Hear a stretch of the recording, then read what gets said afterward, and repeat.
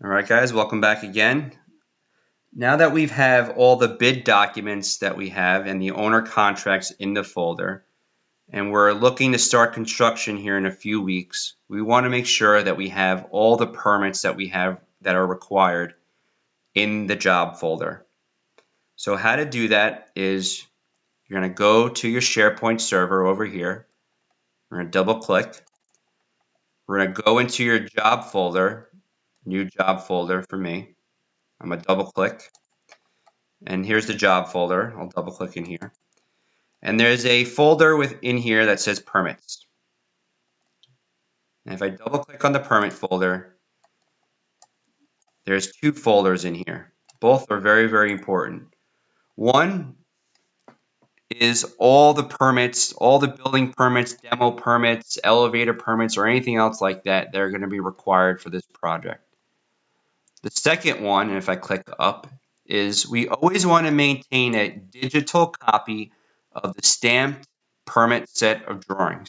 Okay, everyone here knows that the towns typically review and stamp the drawings, and we only obtain one record set. And this record set must be at the job site at all times. Now, in the event that this record set gets lost, destroyed, or damaged, unless it's backed up digitally, we have no other means of getting a copy. So the first thing that we're going to do when we get those stamped drawings back is to send them to SGI Reprographics and have them scan in every single drawing that's stamped, and every single stamped drawing will go in this folder right here. Okay. As far as the building permits themselves, okay, I have all my building permits right here. It doesn't matter if you have them in an email or in your bid folder. I have some building permits over here as an example. Now, again, this could be in an email. This could be, in a folder that you have during your bidding. But right now, there's two permits that I have for this job. I have a building permit and a demo permit. So I'm going to open up my building permit folder. I have a couple folders here. I have some blank ones, permit 1, permit 2, permit 3. So I'm going to open up permit 1. I'm going to drag in my building permit. All right, I'm going to click on the up arrow, and I'm going to right click the folder and rename it permit 1 dash building permit. Okay, the second one I have is for demo. So I'm going to go to the second permit folder, which is also blank. I'm going to drag this in, and I can always drag it from an email or from somewhere I download it into here. So now the building permit is in the right folder. This is for demolition. I'm going to click on up. I'm going to right click on this guy, rename it. I'm going to rename it demo permit. Now, if you need more folders, you can always right click and go to new and go to folder, and you can rename it permit 04, 05, 06, etc., etc., etc.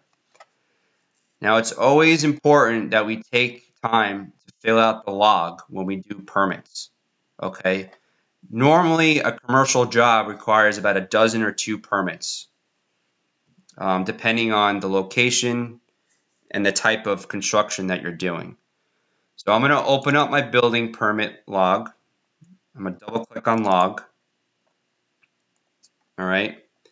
And there's only a few areas that I can fill out here. So I'm going to fill out the owner's name, owner ABC, the owner's address, 123 Montauk Highway, the project name, this is new building,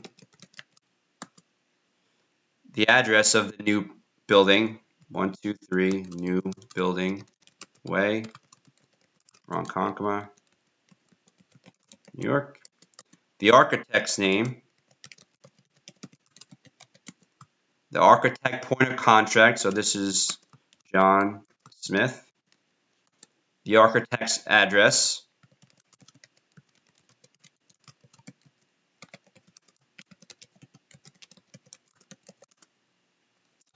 and the architect's project number.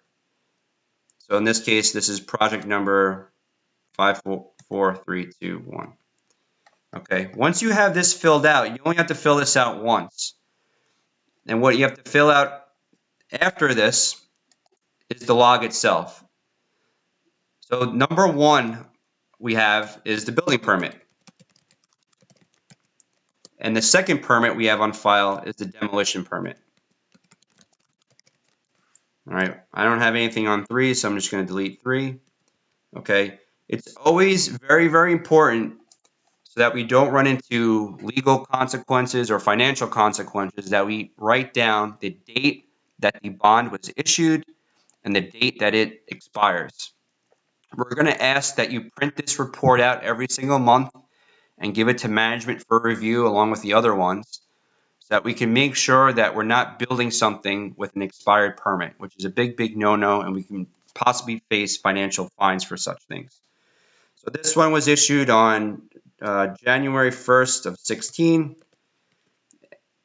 and will be expired on January 1st of 17. And the demo permit is the same. 1/1/16, 1/1/17. You click save, okay, and now your building permit log is up to date. For you to print it, you simply just go to File, Print, and your building log, as far as the permits, can easily be printed with the presets that we have. You save it, you click X, and everything is still up to date. You can tell because there's a green checkbox, meaning that the file has been updated on the online backup, and your building permits are in their right folders.